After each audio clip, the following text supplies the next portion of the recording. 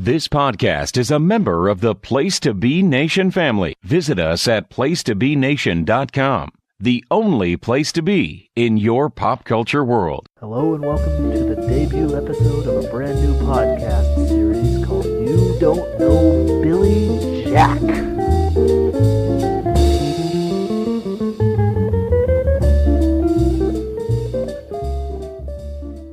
My name is Drew and I'm joined today by our resident stranger, Jordan Darby. Jordan, how are you? Good, how are you? Doing okay, thank you.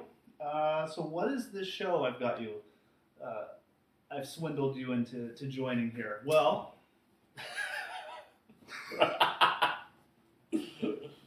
I'll tell you what it is. What we're going to do here, the idea for this show is that Jordan has no experience watching wrestling. Is that correct, Jordan? That is correct. Outside of 2 or 3 WrestleMania Wrestle times times that you forced me to watch. Yeah. So you never watched as a child or anything? No, I had like the action figures when I was very, very small, Hulk Hogan and that, but that was kind of the extent. Mm-hmm. Okay, yeah, so the idea behind the show, its inspiration is the show Jeff Learns Wrestling, which is also available on Place to Be Nation.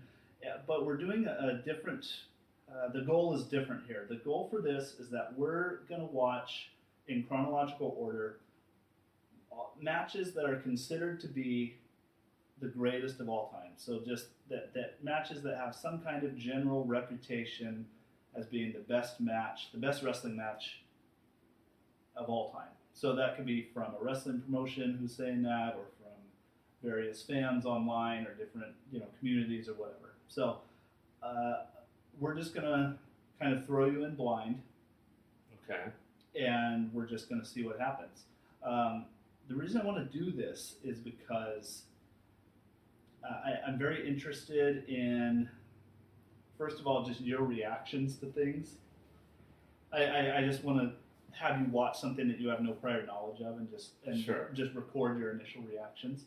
I'm also interested, more importantly, to see if there's some kind of transcendent element in the storytelling that you were able to pick up on and enjoy a match to a varying degree, that you have no you have no bias, you have no history, or insight or anything. Yeah. So I think it'll be an interesting experiment and hopefully a fun one for you. We'll see. let's try it. Yeah. So what we're gonna do is it's a live watch series. So we're gonna be watching each match live and obviously recording your reactions in real time. And I want you to ask questions, any questions you want. That may or may not relate to the match, or just anything that will help your understanding of the match. Got it. And if it's nothing, if you don't care, then that's fine. You don't have to ask anything. Mm-hmm. It's the purpose of this isn't to provide live commentary for a match. It's only to provide a vehicle for discussion about this match. And again, record your reactions as you're seeing it. After the match, I have a series of questions that I'll be asking you. Okay. And so we'll do this. It's a limited series. I have a list of, I think, about 20 matches that we'll be watching. So we're going to watch that. Watch those matches and just see how it goes. Sounds good. But before we start watching a match, okay, we have something very important to take care of. the matter of your birthday? Yes. I understand you have birthday gifts for me. I do. How did you know? I don't know. Okay, well, I already gave you the Taco Works chips. Yes, Jordan gave me 2 bags of Taco Works. Now, Jordan, explain to the folks at home, what are Taco Works chips? Taco Works are a seasoned tortilla chip, heavily containing large doses of MSG, that is sold at Costco, but they're actually made not far from us, and definitely not far from your hometown of Atascadero in San Luis Obispo, right? Correct. And so we both have a mutual love for that, and you can buy like 12 bags for $5 or whatever. So there you go. Okay, I didn't wrap these That's all right. because I just didn't. But number one, I'm continuing you on your journey Very good. of the Doors. Yes. So that's Strange Days, Strange which Days. I think is their best album. So All right. now you will get a little deeper. Very good. I like the other one you gave me. Okay, this one is better than that one. Okay. The other one, that other one's awesome. Yeah. I gave Drew, for the listener at home, if you're keeping score, Morrison Hotel, which is an awesome album, but this is their album. Yeah. And just listen to it in the context of when it was released, and maybe look up, what else was being released at that time. It's pretty awesome. Okay. Note the shipping label. Okay. I like this. It came to me. SST Superstore. Yeah, I took a chance ordering, and I actually got it. So Was it really pretty quick? I went through Amazon. Oh, okay. I'm not gonna go straight. I've- But I got it in like a couple days. So. I've ordered straight from them before. So for the folks at home, SST Records, of course, the legendary Southern California label, owned and operated by Greg Ginn, now operating out of a cat-infested barn in Texas. Exactly. So the dubious stories abound with him. But whenever I've ordered directly from the website, it's always been like really, really fast. Yeah, I didn't know that you had yet, so I thought I couldn't be the first. Fair enough. So knowing that you have, and then that was a good experience. It was through Amazon, but I got it in like 2 or 3 days. So let's see. yeah, so I don't know how you feel about that shirt, but I really like it. I'm probably gonna get one for myself. But if you want to get a different one, you can. Remember we talked about this? Yeah. That's a cool shirt. Yeah, it is a cool shirt. So, for the folks at home, the shirt I'm looking at here is the Black Flag 6-pack cover on a white t-shirt. Black ink on a white t-shirt. Very nice. Mm-hmm. Thank you very much. I'm Yeah. very, very excited. So that's, as you know, if you're ever in... Oh, look at this. No SST fair. No sticker. fair. No. Do you get to keep No, that? you can have it. Very good. SST bumper sticker as well. So as you know, whenever you're in need of ideas for my gifts, Coca-Cola, Mallards, Black Flag, or Discharge. Yeah. And that's about it. Yeah. So I kind of hit something there. You sure did. Thank you very much. I also brought you. It's not a Coke, but I brought us Dr. Peppers. All right. And then I want to do the Ellen with them. What does that mean? Have you ever done the Ellen? What is that? So this is a supercharge. This is how you get these cold like fast. You soak a paper towel in water, regular tap water. Okay. You wrap it around, encasing the entirety of the can, and then you put it in the freezer, and this is going to be freezing cold in like 5 minutes. Okay. So I'm going to do the Ellen on these. Okay. Is that okay? Yeah. Okay. So, while Jordan is doing that, I guess I will do a little introduction to the first match that we're going to watch for the Live Watch series. This is MS-1, or MS-1 rather. If we're pronouncing it in Spanish, it would be MS-1. I think Where's correct. your paper towels? Under the sink. MS-1 versus Sangre Chicana, hair versus hair match from 9/23/1983.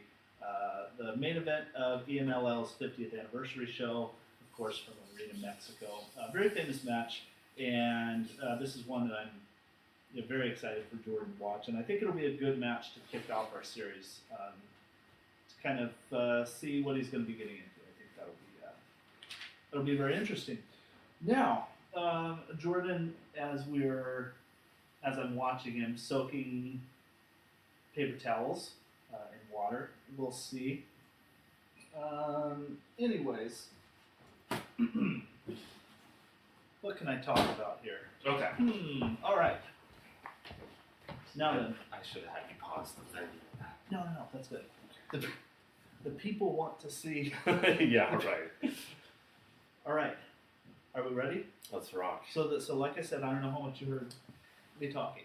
Yeah. This is MS-1 versus Sangre Chicana, hair versus hair match, September 23rd, 1983. The main event of EMLL's. That's one of the big two wrestling organizations in Mexico. Okay. Hair versus hair match, the main event of the 50th anniversary show for them. Wow. Okay. So here we go. So we start off. So that's MS-1 right there. Okay. So he's what you would call the bad guy, or the heel, or the rudo. Okay. In lucha. So the style here is lucha libre. Okay. Yeah. But yet they don't have the masks. Right. Yeah. Because they both of them have, at one point lost their masks. Okay. And is that like a sign of dishonor or? Well, yeah, kind of. So there's a mask match, or mask versus hair match, or mask versus mask match. That's like the end of a big feud. Okay. So that's like that's a very, very big event. So you're either hair or mask? Yeah. Is that the whole? Okay. Yeah. So this is an equivalent to that. Like a hair versus hair mask is an equivalent to like a mask versus mask match. Okay. Got it. And that's after things have escalated. It's usually like there's like maybe a normal match, or okay. So sorry, I'm interrupting myself. So we're getting into it now here. So that's Sangre Chicana right there. Okay. I mean, even the title, it looks like a not safe for work. Like it, MS-1 versus Sangre Chicana, Yeah. 1983. I was expecting some kind of beheading on, Yeah. on a school bus or something. On first blush, this looks very this looks like it's in a barn, or in like a warehouse. No, it's in like a really, really nice arena. Yeah. There's no. It's a lot nicer now, but it's kind of raw looking. But no, it's in like a it's like 18 to 20,000 seat arena. And that's like what the crowd capacity is at this point. Like, yeah. Oh yeah. Okay. Yeah. So this would most likely be a sold out show. So see what's going on now. Okay. So we're to believe the crowd is favoring the Sangre. Yeah, and if you heard, I don't know if you heard, it might be a little too quiet. I'll turn it up just a little bit. So you would have heard them chanting for Sangre Chicana. Sangre Chicana. Yeah, Chicana, Okay. Chicana, like that. So he's they're both kind of bad guys right now. Okay. Sangre Chicana is a little bit transcendent at this point. Like the people really like him, but he's technically, I guess, a bad guy. So I want you to pay attention to like what's happening in the match, like who's doing what moves, or what the kind of ebbs and flows of the match, like that. I totally lost my train of thought from earlier, so I likely would have provided you some good information, but we were doing yelling. Yeah. So and there's some grandma yeah is coming over to him. Yeah, like helping holding his coat. Yeah, she helped him get his coat on. And then the guy was just running with 4 beers in his head. Yeah, so they kind of they did a peel back, and then the guy's just ripping into the other guy. There wasn't any of the stage entrance stuff that we see. And right. Is that they just get going? Or is that just the editing of this? Well, yeah, it's the editing of this, but there's. So I'll tell you that lucha libre is a style that is very difficult for a lot of people, a lot of American fans or more Western fans to get into. I think a lot of it has to do with it's I don't know, the style is pretty different at times, but there is an element of the production as well being I'm not real well versed in it. I like it a lot. I mean, some of my favorite matches are lucha matches, but it can be pretty jarring if you just kind of are thrown into it. So like sometimes there'll be like long crowd shots, and it'll miss like a pin, like a critical point. Yeah, something like that, so that's not out of the ordinary, like kind of a raw production thing like that. But that's also, I mean, this is the early '80s, you know. Yeah, they don't seem to be. They're just kind of ripping on each other here. They don't seem to. There doesn't seem to be as much of a theatrical element there. At least, like by theatrical, I mean like he's not going on the crowd, and you know they're not pacing each other. They're just like trying to fight each other. Yeah. Now, I don't know if you realize this. I guess I should have told you. Do you see how he just got his hand raised? Yeah. So this is a 2 out of 3 falls match. Got it. Okay. So he just won the first fall. Okay. And that, again, is something that's difficult for a lot of people to follow, is because it's not, if you're coming at this from someone who's watched, like, WWE, and that's their main area, or that's what was very influential to them, it can be shocking because, and actually same with a lot of old wrestling, but WWE was really focused on the finish of a match, kind of building to a big finish as a big moment. And so to see something come out of nowhere like this can be, again, like jarring, or people think it wasn't good because it didn't build to that. Right. Kind of anticlimactic. Yeah, exactly. So this is now in the second fall of 2 out of 3 falls. And you don't have any break between, you just start going. Yeah, I think sometimes there's, again, like sometimes there's a little break, but not in this case. They're spending a lot of time out of the ring. Yeah. Is that just this is what's happening in this fight, or is that he looks really messed up in the face? Yeah. Too. Did you see the old lady wiping the blood from him? Yeah. So this is the blood, is that, I don't get the whole kayfabe or what is it like? Did he cut himself with a razor before, or is that like he's bleeding because he's being hit hard? Well, so he cut himself with a razor. Okay. Yeah.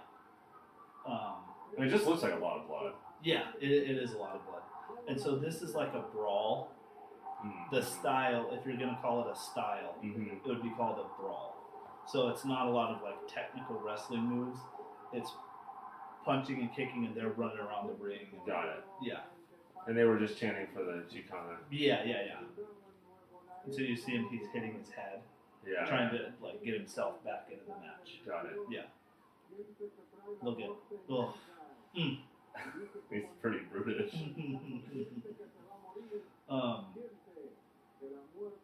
Yeah, so you see it's fairly one-sided at this point. Yeah. Yeah, he hasn't done really anything up to this point. Yeah. And so I guess we should kind of go back and, like, as far as your experience wrestling, or like what you know about wrestling. So we had a conversation last night. Tell for the folks at home. Do you remember what we were talking about in the Circle K? You asked me a question. You asked me what. Oh yeah, I mean, the question when we were talking about doing this show is, what do you mean by professional wrestling? Because I mean, and then I referenced this match where this Asian guy and this cop-looking guy just were slugging on each other for real. Yeah. But that was different than this. Yes. So that's the very famous Don Fry versus Yoshihiro Takayama match from Pride. Okay, so I like my fighting experience is nil. I mean, I've seen a little bit of the early UFC. Yeah. And then I've seen, like I said, some of the hallmark like wrestling, Hulk Hogan type wrestling. Yeah. So all of this there's a lot of different stuff we're watching. Now, do you see what's happening now? the crowd is riled, and then now he's starting to go on the guy in the MS-1. Yeah, so he was able to duck a punch. He landed a big punch, and then hit a big dive. He shifted the momentum, and the crowd seems to be going crazy. And then they showed this other grandma just like passively smoking in the stands. Yes. It was kind of a weird. Now that I'm thinking about it, it's kind of an interesting take. I mean, yeah, I know they're acting to whatever extent, in whatever way, but he does look pretty jacked up. Yeah. Chicana. Yeah. By the way, that's one of my all-time favorite wrestling names. Sangre Chicana. Yeah, he looks. So he won by a count out. Is that when they're out of the ring for X amount of time? Yeah, so they'll count to 10 or 20. Whatever. You have to get back inside or whatever. Yeah, he wasn't able to do that. Okay. So now we're kind of on an even playing field now. Has it been 5 minutes? It surely has, right? I think so. Should I get this? Check on. Okay. I can't vouch for the temperature of your particular model freezer. Well, How do they feel? We can leave them for a couple. Yeah.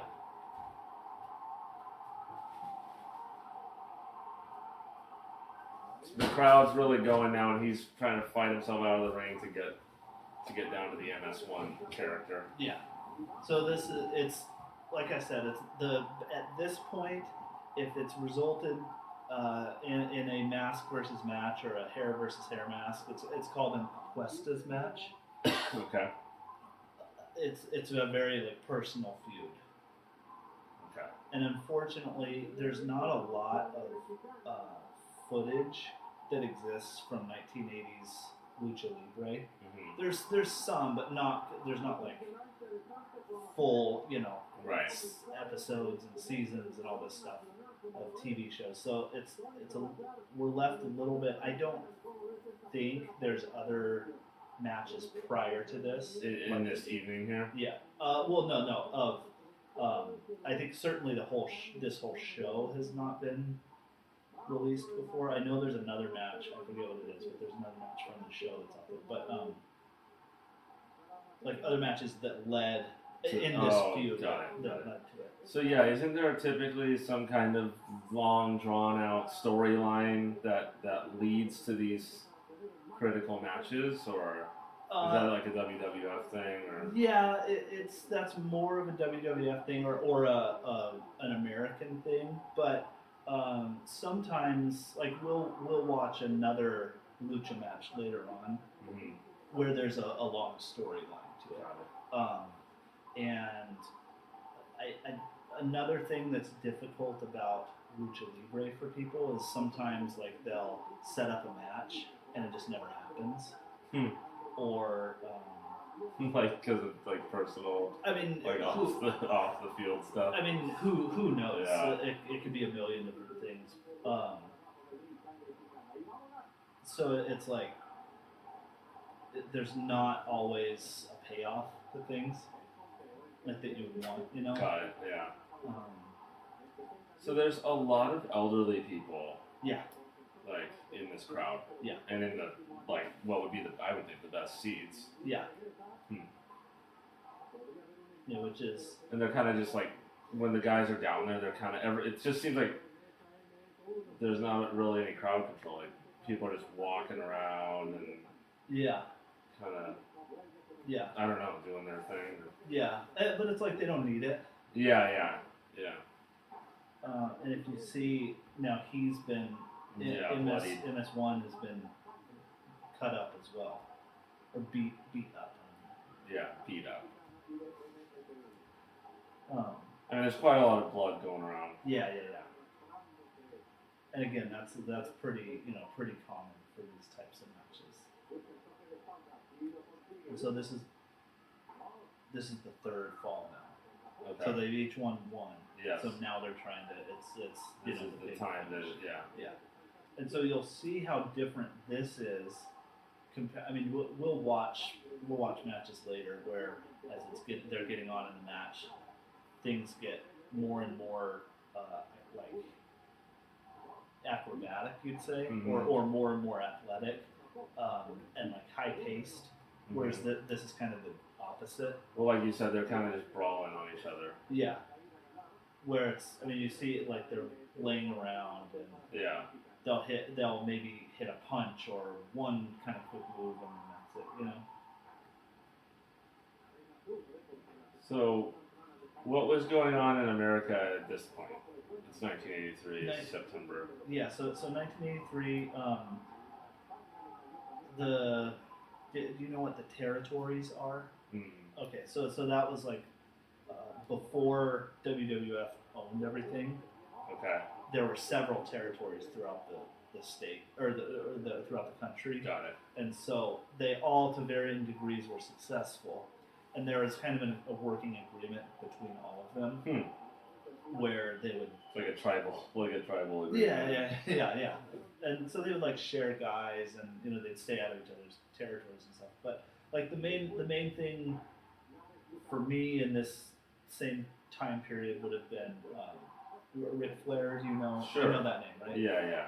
And Harley Race. Does that? I never heard of that. Okay, so there was a big championship match coming up between Ric Flair and Harley Race. Got it. That would have been November of 1983. And that happened. And is the audience here aware of that? That's a good question. I would say the only way they would have been aware of that was through wrestling magazines. If there was distribution in Mexico, and you know, presumably a person would need to read and speak English to understand, to read, right, you know? Right. But like I don't think there was there wasn't TV, you know, because this is in Monterrey. I don't know if it's in Mexico City, maybe. I don't know where in Mexico is, but it's not like this is in Tijuana where there's a lot of crossover. Yeah, there's a lot of coming and going. I mean, no one, or you might get like San Diego TV stations. Sure. And this is down there, you know. Yeah, you've got to be among there to be in Yeah. this. Yeah. So it's you know, most of these people wouldn't have any idea. Just like people in America wouldn't have any idea of what was going on. Right. That kind of is interesting to think about too. Yeah, it definitely is. So they're spending a lot of time outside the ring again now. Yes. Yeah. And so we're still kind of it's the third fall, and it's just a lot of back and forth, but very slow. Would you call it slow paced? Yeah, I mean it looks. I mean, I think that authenticates it a little bit, but I don't know how entertaining it is. Yeah. But it looks like they're fighting each other, like in a real way. Yeah. Because they're just kind of slowly, like, wobbling around and punching each other. Yeah. And like you can see the map. Yeah. I mean, look at him. Yeah, everybody looks pretty roughened. Yeah.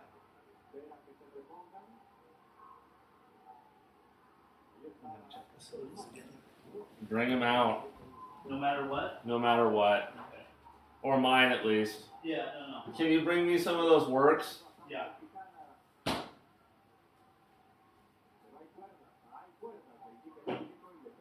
They're both just kind of like rolling around on each other now.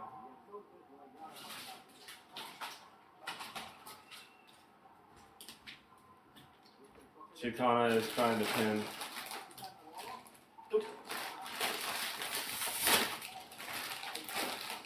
I'm just like, that's pretty cool. I mean, that's pretty cool. Yeah. Right? Yeah. It's not bad. I will say this.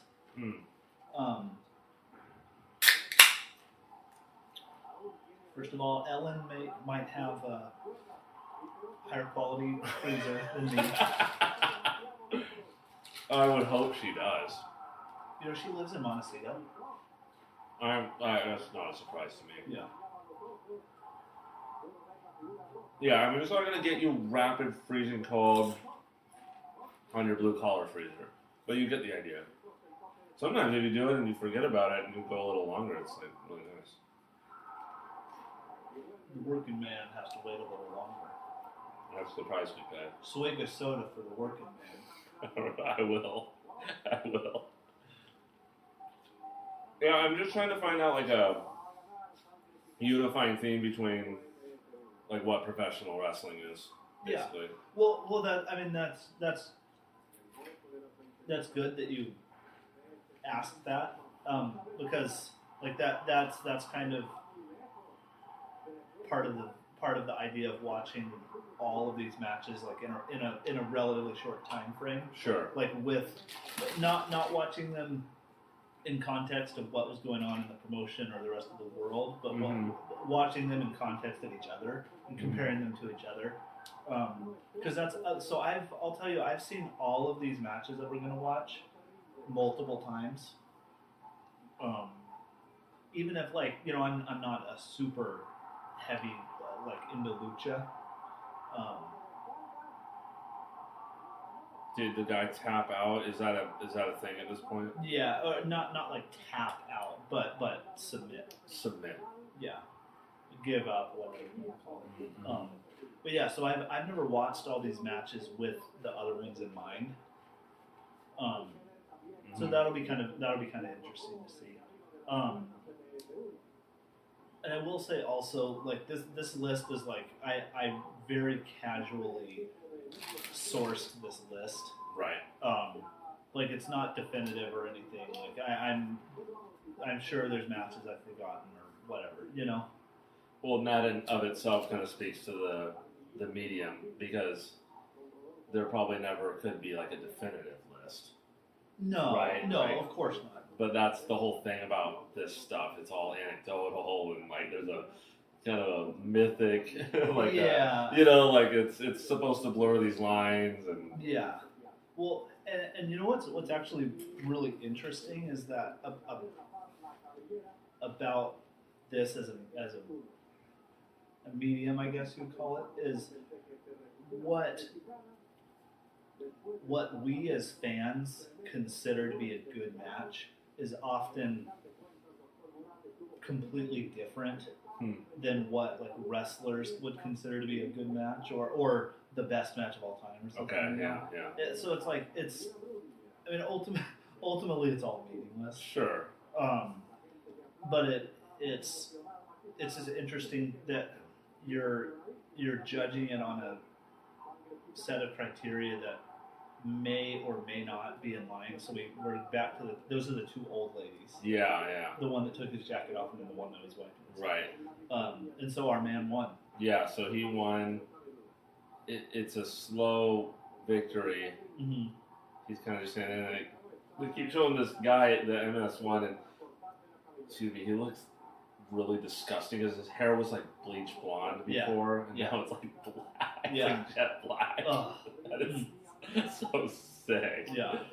But anyways, so again, I keep like interrupting myself and losing my trains of thought. But it's so he's supposed to get his head shaved now, MS-1, and he's not going back in the ring. Interesting. Okay. So look at our man is throwing him back in. So you either lose your mask or you get your head shaved, depending on what your status is. Yeah. And it's like I said, especially like the mask, losing a mask, it's like a huge deal because it's essentially their identity. It's your identity. So it's like this is sketchy, by the way. Yeah. There's like this old man is just going to town on this guy's head with these clippers or these scissors. Yeah. It gets really gross because it's like there's sweat and blood. Yeah. This is like pretty primitive. Yeah. Okay. So anyway, so it's the idea of like analyzing a match or like rating a match or whatever. It's like it's interesting in that it's from it's you're basing it on two entirely different like principles, like from as a wrestler or as a fan. Well, and there's no like quantifiable stats. Like, you can talk about like a baseball game, like the greatest game ever pitched or whatever, because you have there's arguments amongst that, but at least you have stats you can work with and say like, well, this many strikeouts or this few guys on base or whatever. Yeah. This is like there's such an emotional element here. Mm-hmm. Well, you can't use like, oh, he's a 10-time world champion because it doesn't. Yeah. I mean, you could say that the company had faith in him as like a top person enough that he got or she got these so many championships, but that gets into really dubious territory because there's times when like a company is really like falling apart, or someone doesn't know what they're doing and they're just So yeah, so MS-1 was very resistant to get his hair cut. So the barber's just kind of like following him around, cutting a few locks at a time, I guess. Look at his face. Yeah, and he just looks positively horrible. Mm-hmm. And now he's allowing the shearing, it looks like. Yeah. He's submitted. Yeah. And so that is kind of humiliating, really. Yeah. We're committing a real cardinal sin here, eating while podcasting. Yeah, I thought about that. I'm sorry. No. Just the taco words. Do you think that's something that I would like or not like? I think you probably like that. Yeah, me just being ignorant. The more ignorant, I think, is probably the better. But you know how I am with eating during performances. Yeah, you have a long storied history with that in all forms. So, as far as the soda, Jordan, it works pretty good for me. Like, I would say better than this if you just put it in a freezer for 15 minutes. Just kind of with stuff on top of it. Yeah, I think that's the same kind of principle. Same principle, right? Yeah. Also, the water that you used probably wasn't that cold. Yeah. Because our water's kind of funky. Dude, he's giving him like the real business here now. He's got like the marine clippers. Yeah. Those are like real. Mm-hmm. And so these two would go on to have more matches against each other. Like I think the next week, they had like a trios match against each other, like a 6-person tag match. Three people like on a Royal side. Rumble type thing. No, just you know what a tag match is. Yeah, like tag me in. Yeah. That, but with 3 people on each side instead of 2. Oh, okay. And then the next year they headlined this show, the same show with the same match. Okay. Yeah. And so do you just let your hair grow out and you try to regain your hair? Yeah. Or are you not allowed to at that point? No, you can. And that's it. So the video's over. So now I have a couple questions for you. Okay. Let me get my notes here.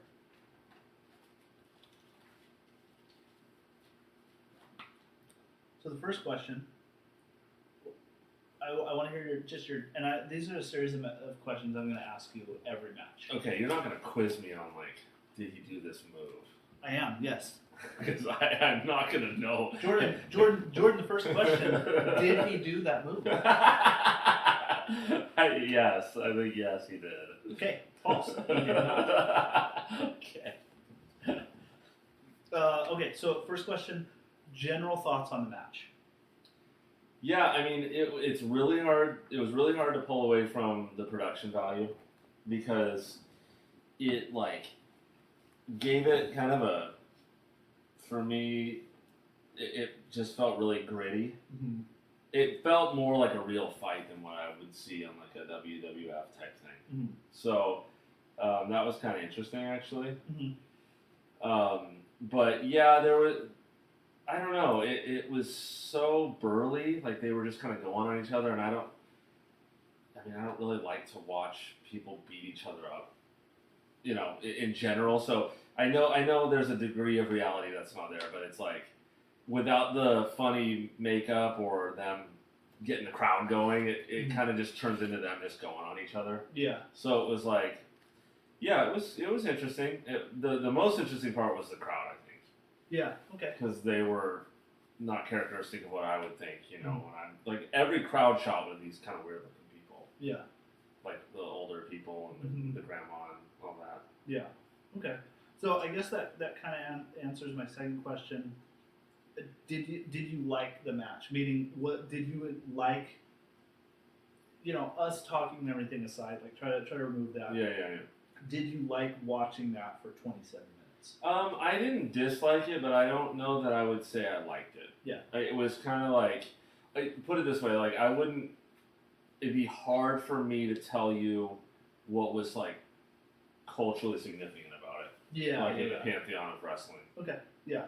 Which is like, again, that's like kind of the point of what I want to know. Yeah, sure. I mean, it felt interesting in a sense that though you could tell those are two professionals, and that says something, you know. But beyond that, it was kind of like I didn't know what would have distinguished that from if you would have shown me the match right before at that night or whatever. Right. I don't know. Yeah. Okay. Yeah. No, that's really good. So, do you have any sense of a story that was conveyed in the match?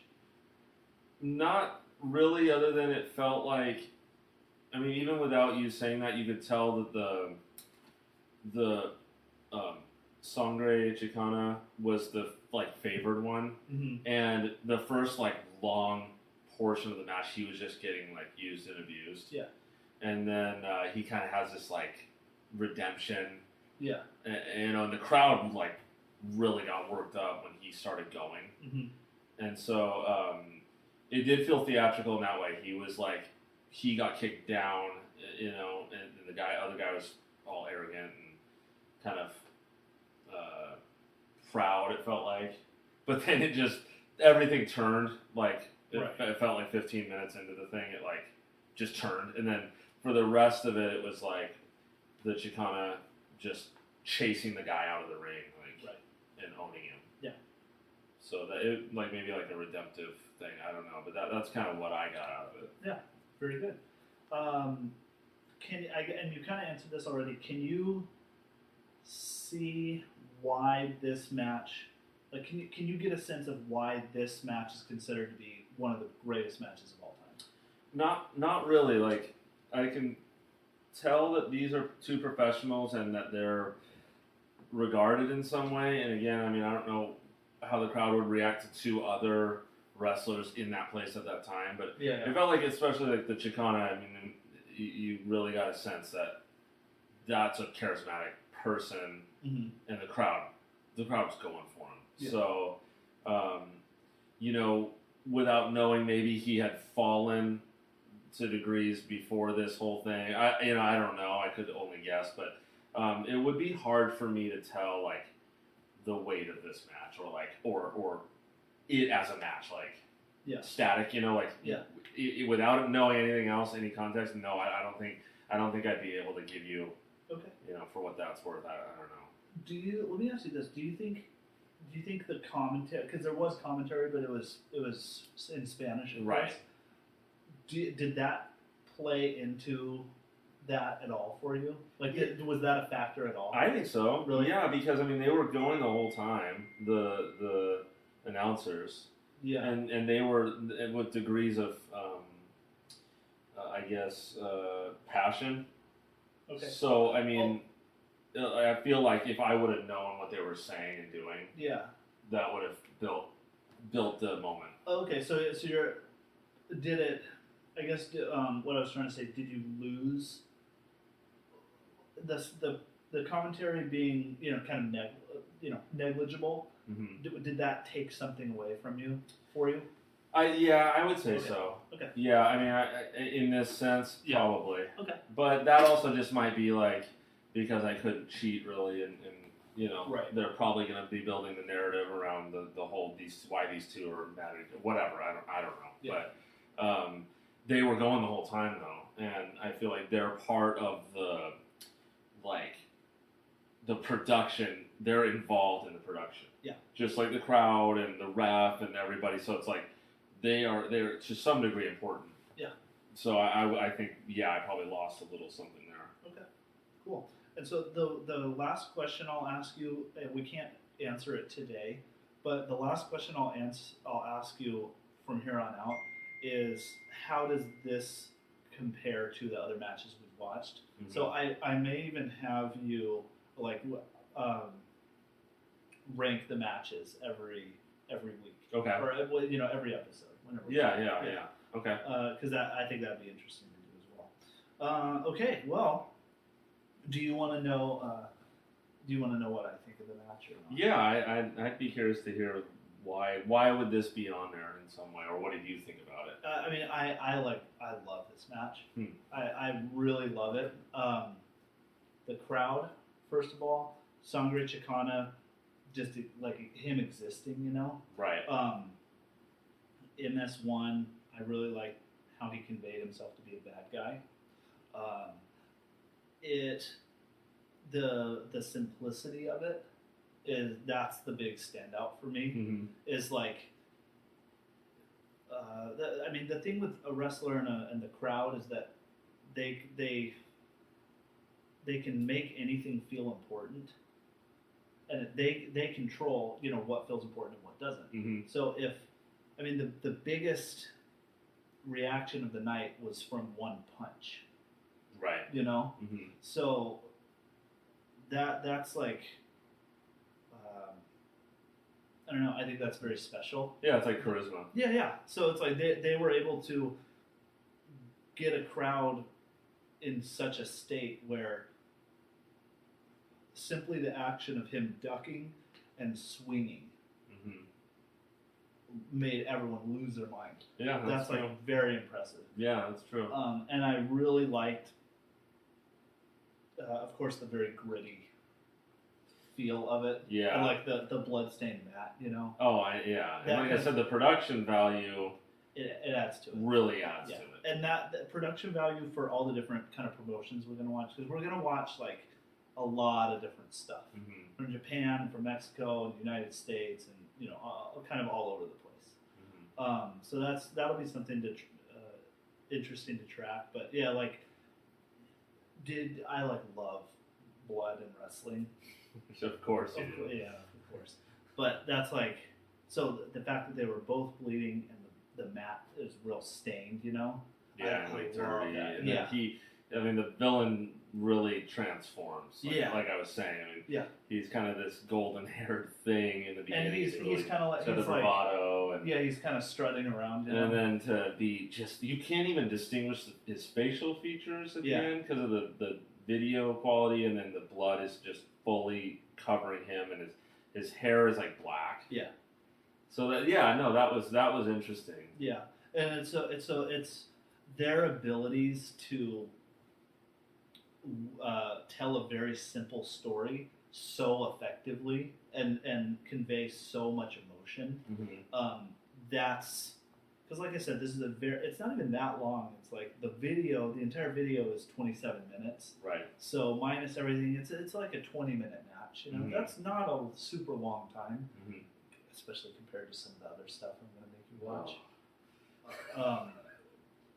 But it's like the fact that they were able to just in this 20-minute time frame tell a very, very simple, very effective story. It's like it's pretty stripped down. Yeah. That's I did definitely sense that. Yeah. So it's like, I would not consider that. Okay, we were talking about This Heat the other night. For those at home, This Heat is a band that Jordan and I both like. That Deceit record. It's not. I consider this to be not the best match of all time, but it's like it's like perfect it's in perfect. its own. Yeah. Huh. Yeah. So, yeah, I don't know. That's what I think of it. But that's kind of all I've got. Cool. So, Jordan, what typically happens at the end of wrestling podcasts is that people plug their Twitter accounts and their website associations and their other projects that they have going on. So, let me ask you, Jordan, what are all of your social media accounts? Just catch me on Main Street in Ventura. That's it. Now, no Twitter account, Jordan. No. Now, if people want to get a hold of you, what's your social security number? Okay. Yeah, they'll know where to find me. You can find me. You'll figure it out. Okay. All right. Well, okay, Jordan. Well, I guess for me, if people would like to get a hold of me, well, you could. Oh no, that's okay. That's okay. I know that's okay. Okay.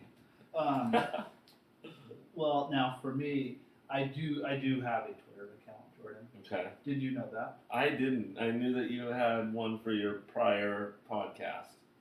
Yeah, And it's the same one. Okay, and I was led to believe all you did was comment about fast food. Yeah, I mean that is the majority. Okay, so I'm not wrong. No. Okay. But if anyone is interested, you can follow me on Twitter, because that's kind of the way. I don't have a personal Twitter, but I like. Yeah. It's I don't know. That's You're using the company dime. Yeah. But anyways, @@ _burning spirits is my Twitter account if you're interested there. I wrote an article for a zine that is still available, I believe. It's called the Ghoul for the Summer zine. I didn't know this. Yeah, and so I wrote an article about Masashi Takeda. Oh, cool. So if you want to pick that up, you can get that from kaijuclutch.bigcartel.com. That is KAIJUCLUTCH.bigcartel.com. So yeah, that's available. It's $5, and it's zine. And so that's it. That was the first episode. We will be back with more matches. Until then, thank you for listening, and thank you, Jordan, for participating. Thank you for having me. All right, goodbye.